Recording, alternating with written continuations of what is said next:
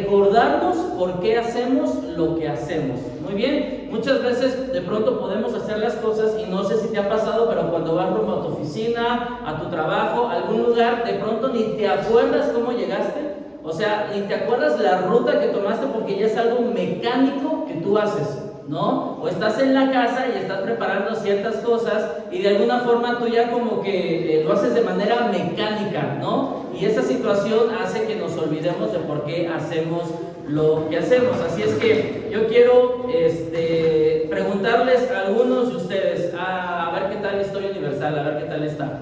¿Alguien recuerda o alguien conoce o ha escuchado, se le hace familiar el nombre de Martin Luther King? ¿Sí? A ver quién fue. No es cierto, no se preocupe, ¿no? Fue un orador bastante en los años 50 y en los 60 que más o menos estuvo luchando y que de alguna forma su charla, su oratoria tenía que ver con la desobediencia sin salirse de la ley, ¿no? Porque hablaba tema mucho del derecho de las personas de color, ¿no? Y entonces, bueno, esa por un lado, a Martin Luther King. Ahora, ¿ubican la compañía Apple?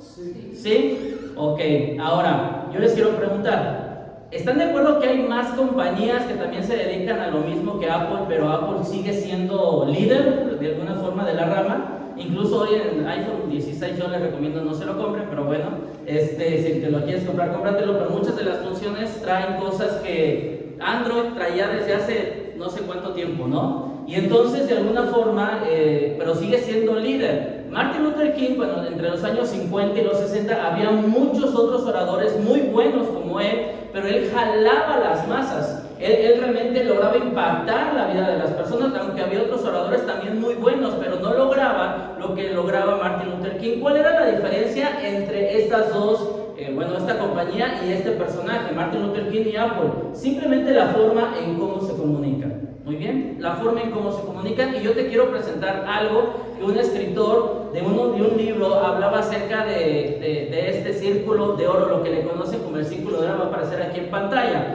Y habla del círculo de oro y esta idea explica por qué algunas organizaciones y por qué algunas personas son capaces de comunicarse de manera más efectiva, son capaces de influir de mejor manera que otras personas. El 100% de las personas, si vemos en este círculo, que en el círculo de afuera está el qué, el círculo del medio está el cómo y el círculo del medio nos dice el por qué. Muy bien. Ahora, muchas personas o el 100% de las personas sabemos el qué hacemos. Si tú eres una persona que va a la cocina, tú sabes qué vas a cocinar, sabes que vas a cocinar. De alguna forma, si tú estás en tu trabajo, sabes qué actividades tú tienes que cumplir. Si tú eres jefe de un negocio o eres que estás a cargo de ciertas personas, sabes el qué tienes que hacer, ¿no? De alguna forma, el 100% de las personas sabemos el qué. Pero no todas las personas saben el cómo. Muchas personas simplemente, y los que trabajan en compañías y empresas me entenderán un poquito, pero entran a trabajar pero no entienden los procesos, no saben cómo se maneja la situación, o cuando tú llegas primerizo a algún lugar te tienen que enseñar cómo hacer las cosas porque no lo conoces. ¿Estamos de acuerdo con ello? Y entonces cuando tú aprendes a entender el cómo, esa parte de alguna forma es como un valor agregado porque ya sabes comprender ciertos procesos y ciertos procedimientos. Pero donde pocas personas realmente saben el por qué hacemos las cosas, por eso ese círculo de medio. Cuando nosotros, hay ocasiones el por qué nos está diciendo por qué nos levantamos cada mañana, por qué hacemos lo que hacemos. A lo mejor algunas personas que tienen alguna compañía o están en algún trabajo pueden decir, bueno, ¿por qué haces esto? Bueno, es que necesito ganar dinero. Bueno, la realidad es que el ganar un dinero tiene que ver más con la consecuencia del qué y del cómo lo hiciste. Esa es una consecuencia de ganar dinero, pero realmente no hay un por qué realmente lo estás haciendo. Esa es una consecuencia de ganar dinero. Cuando hablamos del por qué, yo te estoy hablando del propósito, de cuál es el motor, qué es lo que nos motiva todas las mañanas. No sé si alguna vez has ido a tu trabajo en la mañana y tú no quieres ir, no hay algo que te motive. ¿Por qué? Porque has perdido el por qué, has perdido la motivación, has perdido la situación de por qué hacemos lo que hacemos. El por qué es el tema de nuestra existencia, por qué hacemos lo que hacemos, por qué nos levantamos cada mañana. Ahora, muchas personas y organizaciones actúan de afuera hacia adentro, del qué, del cómo y luego el por qué. Pero todas las organizaciones que inspiran hacen todo lo contrario. comunican de dentro hacia afuera, del por qué, del cómo y el qué. Y entonces cuando las organizaciones comienzan su comunicación a partir del por qué hacen lo que hacen, entonces esa es una forma de poder influir de manera mejor a las demás personas, o independientemente de si es una organización o un rubro, todas las compañías y personas que inspiran, actúan, piensan, se comunican de dentro hacia afuera. Y te voy a dar un ejemplo. Este círculo de oro, aunque hoy por hoy tal vez de alguna forma es usado por varios escritores y psicoanalistas y sociólogos, la realidad es que este círculo de oro inició con un Juan 3:16. ¿Te lo sabes? Juan 3:16 dice porque, fíjate, ¿por qué? Porque de tal manera amó Dios al mundo que ha dado su Hijo unigénito para que todo aquel que en él cree no se pierda, mas tenga vida eterna. Y luego dice el 17, otra vez con un ¿por qué? Porque no envió Dios a su Hijo al mundo para condenar al mundo, sino para que el mundo sea salvo por él. Ahora, cuando nosotros hablamos acerca de Dios, bueno, ¿y por qué vino Cristo? Bueno, es que vino a salvar, no. Ese es el que vino a ser Jesús, vino a salvar a las demás personas. ¿Cómo? A través de una cruz, a través de un sacrificio, a través de una vida perfecta. ¿Pero el por qué? Por amor. ¿Te das cuenta?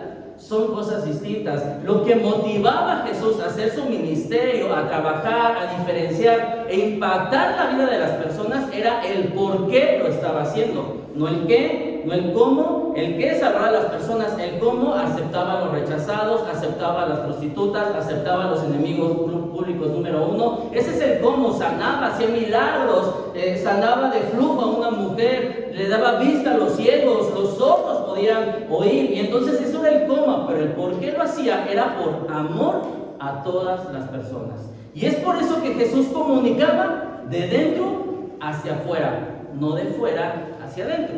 Y entonces tenemos que comprender que la iglesia tiene que ver con un de dentro hacia afuera, no de fuera hacia adentro. Si le preguntáramos a la iglesia en general, ¿cuál es el que creen, cuál creen que es el propósito por el cual nosotros nos hacemos lo que hacemos y por qué nos reunimos y por qué hacemos todo lo que hacemos? Te aseguro que vamos a encontrar diferentes respuestas. Y no malas, ¿no? Vamos a encontrar buenas respuestas. A lo mejor vamos a encontrar la comunión los unos con los otros, que esa es una de las cosas que tenemos que hacer. Juan capítulo 13, y en esto conocerán que son mis discípulos por la forma en cómo se aman. A lo mejor alguien más podría decir, no, Josué, es que lo que tiene que hacer la iglesia es una enseñanza bíblica, sólida y práctica. Segunda de Timoteo capítulo 13, es porque toda la escritura es inspirada por Dios y útil para enseñar, redarguir, corregir, instruir justicia, a fin de que el hombre sea perfecto, enteramente preparado para toda buena obra. Entonces a lo mejor tú puedes decir, no, Josué, es que la iglesia debería de caracterizarse por adorar, por alabar a Dios, por cantar. Y sí, son todas las cosas que tendríamos que estar haciendo de que nos deberían de caracterizar como iglesia. Pero esas cosas son el por qué, no son el por qué, son un qué solamente. ¿Qué es lo que hacen? Cantamos, atendemos a la palabra, oramos. Eso es parte de lo que nosotros hacemos. Ahora, creo que la parte fundamental de lo que una iglesia debería de estar haciendo y el por qué hacemos lo que hacemos, cantar, esta parte de divertirnos y crear un tema de comunión, creo que el propósito central de la iglesia, es decir, de cada creyente, porque la iglesia no es el edificio, no es un lugar, es cada creyente. ¿La iglesia quién es? Cada creyente, cada uno de nosotros. Y entonces creo que el propósito fundamental de cada creyente es glorificar a Dios. Creo que ese es el propósito central de todos nosotros, es glorificar a Dios. ¿Y cómo lo vamos a hacer? La forma suprema en cómo Dios se glorificó es a través de la salvación de cada uno de nosotros, la redención de los pecadores. Eso es lo que Dios hizo, ¿no? Entonces, vamos a la siguiente. Entonces, es a través de la participación en el plan de redención que los propios seguidores glorifican a Dios. Si nosotros comprendemos algo, y a lo mejor aquí yo te va a chistar un poquito con algunas situaciones que tú dices, como que no me cuadra, como que sí me cuadra. Bueno, es a través de la participación, de mi participación en el plan de redención, que los propios seguidores glorifican a Dios. Y a lo mejor algunos pueden llegar a decir, bueno, es que todos tenemos que ir a predicar, todos tenemos que ir a... No necesariamente, porque todos tenemos una parte dentro del plan glorioso de parte de Dios. Y esto nos lleva a una serie, amigos, de muchos problemas dentro de la iglesia. Dentro de la iglesia, muchos problemas. Porque dentro de la iglesia hay ciertas cosas que no cuadran con lo que la Biblia dice. Mira, si somos súper honestos tú y yo, si somos bien honestos tú y yo, hay muchas cosas que podemos ver en la iglesia y que realmente no cuadran con lo que dice la Biblia. Muchas veces decimos, es que la palabra es nuestra regla de fe y de práctica, y entonces nosotros nos guiamos en esto. Pero cuando tú llegas a una iglesia, a lo mejor tú te das cuenta que muchas veces no es así. No se parece la iglesia a lo que vemos en la palabra. De alguna forma como que palidece lo que vemos en la realidad contra lo que vemos en la iglesia. En la iglesia en donde yo crecí, en donde yo conocí del Señor, la verdad es que hacían un buen trabajo y tenían muy buenas intenciones. Pero como todo buen joven, cuando era joven, en aquel tiempo, como todo buen joven, yo iba y me sentaba y yo trataba de no dormirme en la enseñanza, ¿no? Mi esposa y yo teníamos un juego para no dormirnos, ella se acordará, ¿no? Cuando veíamos que el otro estaba durmiendo, le jalaba los vellitos del brazo y ya te despertabas, ¿no? No lo hagan, era amor masoquista, ya estamos madurando, ya no lo hagan. Eso no lo hagan, pero de alguna forma yo me desconectaba de esa parte, ¿no? Y de alguna forma yo aprendí o comencé a vestirme para ese lugar, porque yo no tenía camisas, yo no tenía pantalones de vestir, yo no acostumbraba zapatos de vestir, porque entonces tuve que empezar a comprar camisas, pantalones, corbatas para poder vestirme para ese lugar. Y que de alguna forma, cuando tú llegabas era bien sencillo, porque tú llegabas el domingo, te sentabas, escuchabas un par de horas lo que decían ahí, tratabas de no dormirte, y luego te ibas a tu casa, y entonces hasta el siguiente domingo o el miércoles tú regresabas, te sentabas, escuchabas y tú te ibas, ¿no? Entonces de alguna forma como que era muy acomodado el asunto. De alguna forma el único momento interesante del servicio era cuando llegaban las acciones de gracias, ¿no? Porque entonces de pronto había uno que otro imprudente por ahí que empezaba a contar cosas de más, ¿no? De su vida, ¿no? Y te contabas que el esposo le puso el cuerno y que entonces, no, y entonces tú con tus palomitas ahí estabas, ¿no? Porque era el momento interesante del servicio, ¿no? Te aburrías. Bueno, amigos, a lo mejor puedes pensar que era muy carnal. Tú decías, Josué, ¿qué carnal eres? Pues a lo mejor sí era bien carnal, pero seguramente te voy a decir algo. Yo sabía y entendía que lo que estaba pasando ahí, o lo que yo veía, realmente distaba de lo que la palabra de Dios nos decía.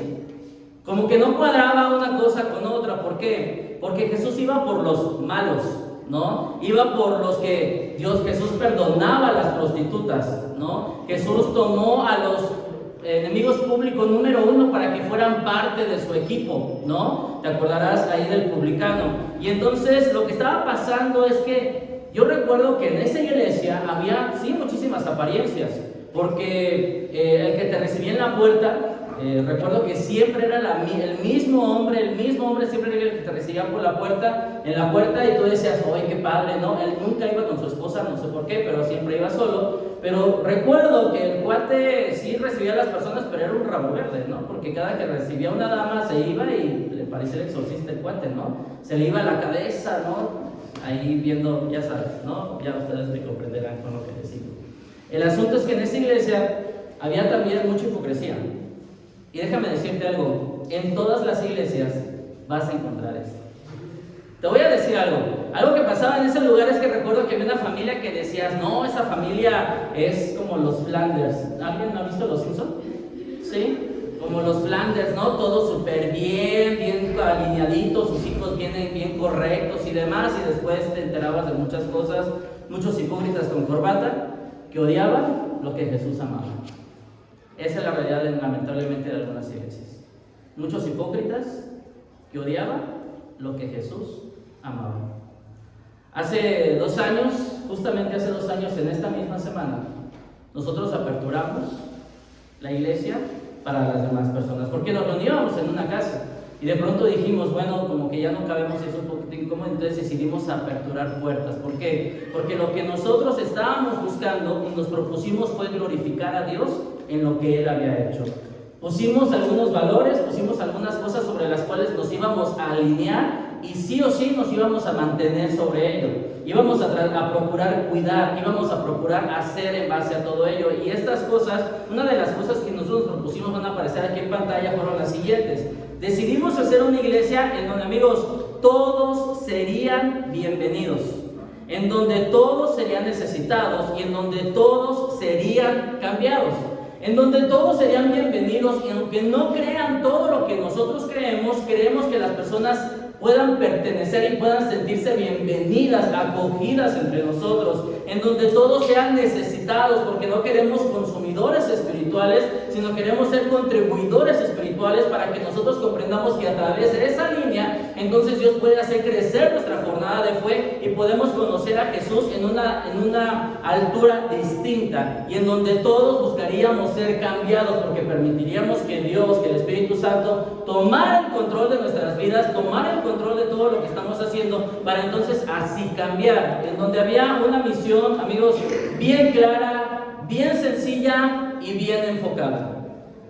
Nuestra misión era clara, sencilla y enfocada, nada rebuscada. Nuestra misión era la siguiente, y era que inspirar a las personas a seguir a Jesús. Esa era nuestra misión, y esa es nuestra misión. Y si tú me permites de alguna forma añadirle un poquito más a esta visión, es que poder guiar a las personas a convertirse en devotas seguidoras de Cristo. Eso es lo que estamos buscando, que las personas se conviertan en devotas seguidoras de Cristo. Mira, ¿tú sabes Juan 3:16? Dice, porque de tal manera amó Dios al mundo que dio a su Hijo unigénito, para que todo aquel que en Él cree, no en una iglesia, no en una doctrina, en Jesús, para que todo aquel que en Él cree no se pierda, mas tenga vida eterna, porque Dios lo dice el verso 17, porque de tal manera amó Dios al mundo que dio a su Hijo unigénito, para que todo aquel que en Él cree no se pierda, mas tenga vida eterna, porque no envió Dios a su Hijo al mundo para condenarlo, sino para que fuera salvo por Él. Ahora, yo quiero que el día de hoy, amigos, veamos tres cosas, tres mentalidades, tres cosas que yo quisiera que pudiéramos adoptar como iglesia para que nos vaya mejor hacia el siguiente año. No estamos hablando de año nuevo, pero estamos comenzando hoy por hoy nuestro tercer año como iglesia. Estamos arrancando apenas esta parte, y déjame decirte algo, apenas estamos comenzando. A lo mejor tú puedes decir, es que faltan muchas, porque estamos comenzando, apenas estamos arrancando, apenas estamos viendo ciertas cosas, entonces apenas estamos funcionando ciertas cosas. Mira, si traes tu Biblia, por favor, ábrela en Hechos capítulo 2. Hechos capítulo 2.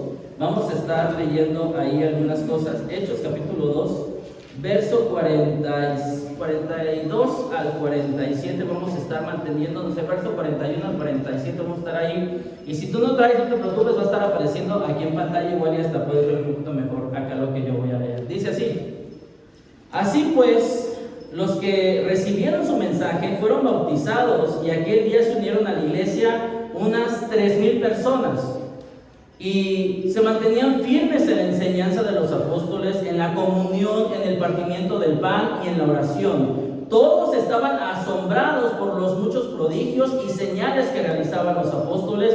Todos los creyentes estaban juntos y tenían todo en común. Vendían sus propiedades y posesiones y convertían sus bienes entre sí según la necesidad de cada uno. No dejaban de reunirse unánimes en el templo ni un solo día. De casa en casa partían el pan y compartían la comida con alegría y generosidad, alabando a Dios y disfrutando de la estimación general del pueblo. Y cada día el Señor añadía al grupo los que iban a ser salvos.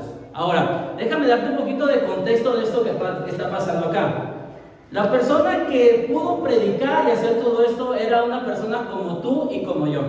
Era una persona que era un fraude total, el apóstol Pedro. ¿Te acuerdas que él lo negó antes de ser crucificado a su Señor?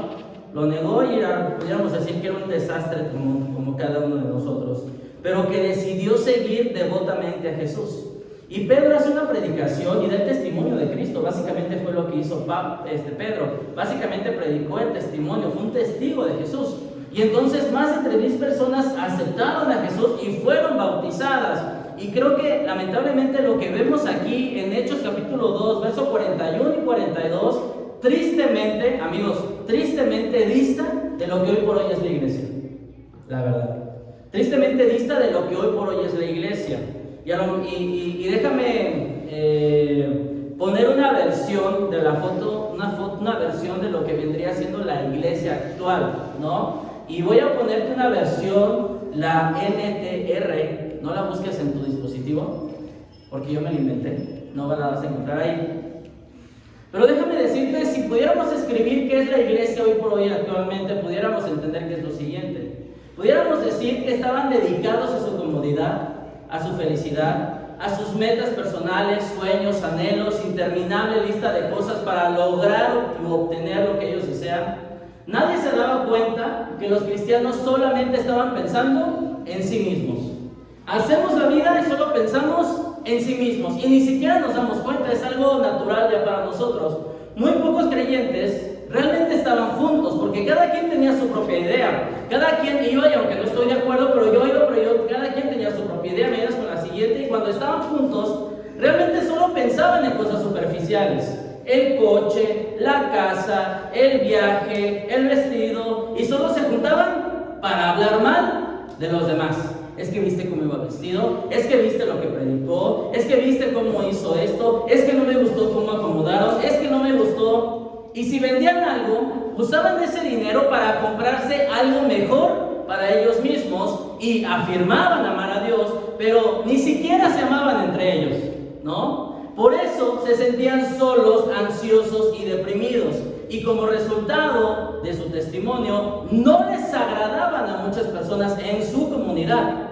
Y tú recordarás que cuando nosotros vemos acá en Hechos, dice que las personas tenían el buena opinión, toda la comunidad. Solo intentaban cambiar su comportamiento sin entender que el verdadero cambio, amigos, es el del corazón. No es el del comportamiento. No es aquí yo te portas bien, aquí no dices malas palabras, aquí no haces esto. No, aquí te tienes que comportar así. Y entonces por ello pocas personas iban al Señor. Creo que Dios tiene un mejor plan que esto. ¿Estás de acuerdo? Creo que Dios tiene un mejor plan.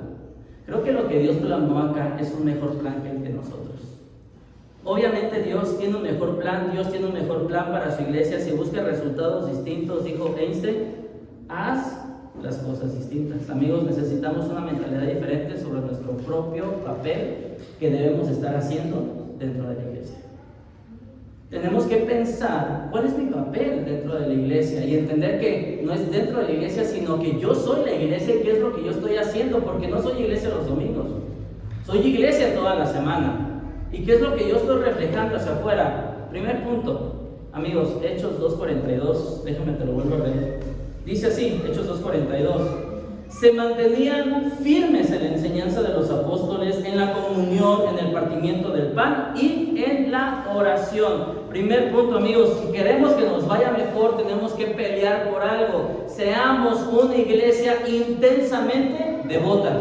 Seamos una iglesia intensamente devota. Ahora, cuando nosotros traducimos lo que Lucas escribió aquí en el libro, en la carta a los Hechos, la palabra griega que se usa para mantenerse firmes es la palabra proscartereo. Va a aparecer acá, no está tan fácil decirla. ¿Me ayudan a leerla, por favor? ¿Qué dice arriba? Ustedes se la leyeron bien. Bueno. Proscartereo, ¿qué es decir? ¿Qué significa esta palabra? Significa vivir en un estado constante de búsqueda implacable, en una devoción persistente. Amigos, esta era la devoción que los cristianos del primer siglo tenían con Jesús. Esta era la devoción en donde ellos perseguían parecerse a Jesús. La realidad es que, amigos, hoy continúa esta devoción, pero lamentablemente esta devoción hoy por hoy va para mis viajes, va para mis hijos, va para mi trabajo, va para mi entretenimiento. Son cosas que están consumiendo nuestro corazón. Sea lo que está tomando la mayor parte de tu corazón, de tu afecto, de tu tiempo y de tu devoción. Hay personas que se llaman seguidoras de Cristo, pero el acercamiento que tienen con Dios es muy casual. Los domingos. Es muy casual cuando las cosas no van bien y oro a Dios. Es muy casual. Porque lamentablemente hoy por hoy dice la palabra que en los tiempos postreros habrá hombres amadores de sí mismos, implacables.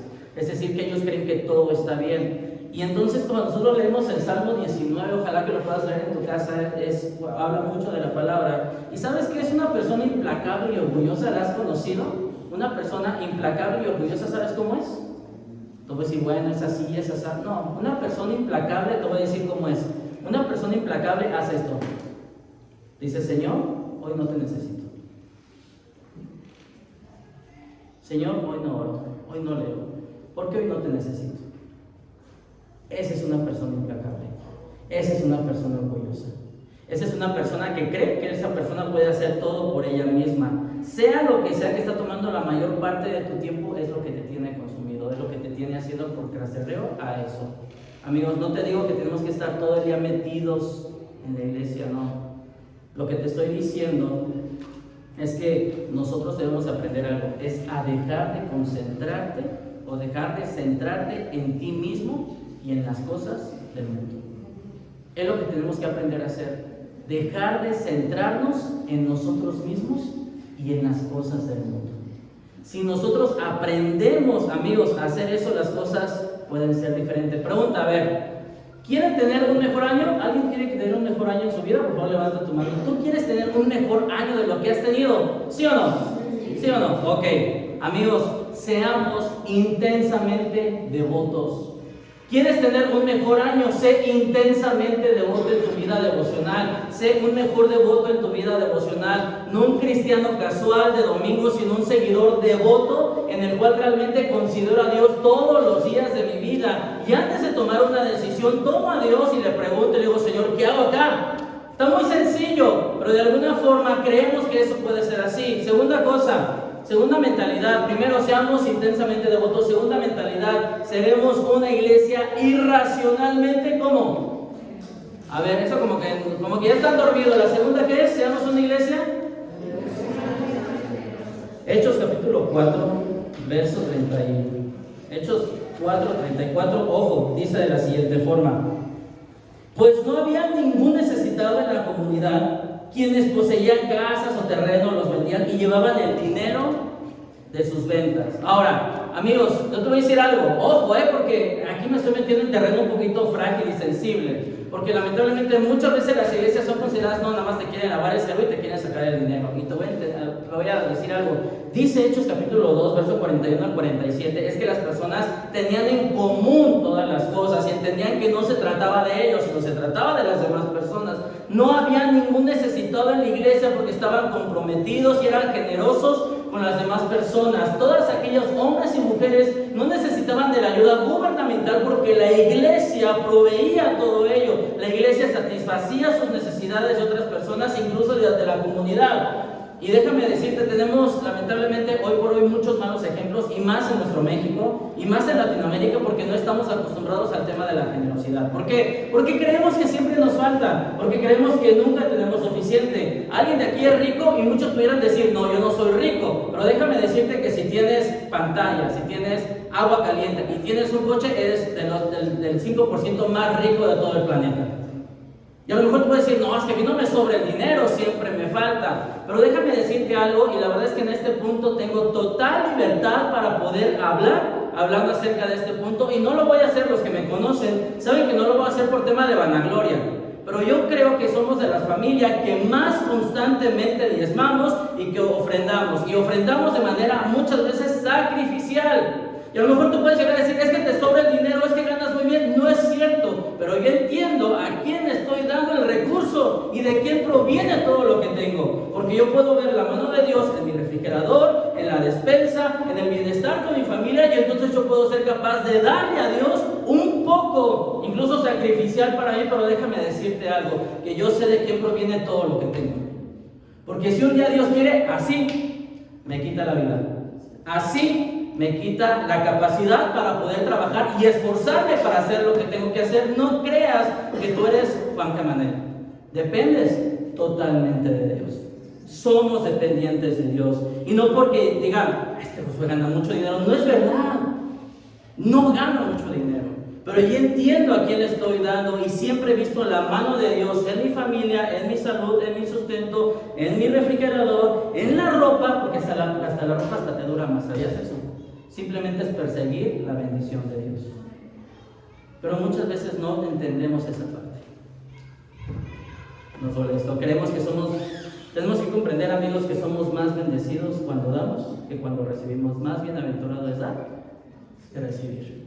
Tercer mentalidad, amigos, seremos una iglesia que comparte de Jesús sin temor.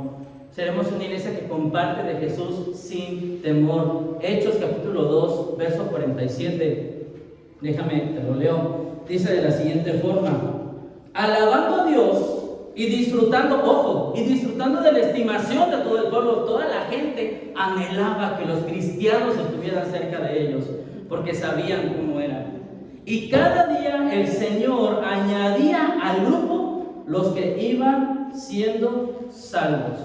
Amigos, ¿quiénes añadían a la iglesia? ¿Quién lo añadían? ¿Tú o el Señor? De hecho, dice que el Señor añadía, no tú, sino Dios. Uno de los grandes errores que cometemos cuando hablamos de Jesús es que creemos que tenemos que jugar el papel de vendedor o de abogado. Y entonces tratamos de vender a Jesús a las personas. Pero nos olvidamos de lo más importante. Hechos capítulo 1, verso 8 va a aparecer aquí. Dice de la siguiente forma: pero cuando venga el Espíritu Santo sobre ustedes, recibirán poder. Y dice, ayúdame a leer lo que dice en amarillo: y serán mis testigos, tanto en Jerusalén como en toda Judea y Samaria y hasta los fines de la tierra. Cuando yo recién comencé mi jornada de fe, una persona que me estaba discipulando me dijo: no, pues cuando tú vayas tienes que decir esto, tienes que decir esto, apréndete de memoria este versículo, esto es lo que tienes que hacer, tienes que presentar todos los argumentos y decir todas las palabras escritas y las citas correctas. Erróneamente, cuando compartimos de Dios, creemos que somos los responsables de que esa persona tome una decisión para que crea que Jesús es el camino, la verdad y la vida. Pero amigos, familia, primero fuimos llamados a ser testigos.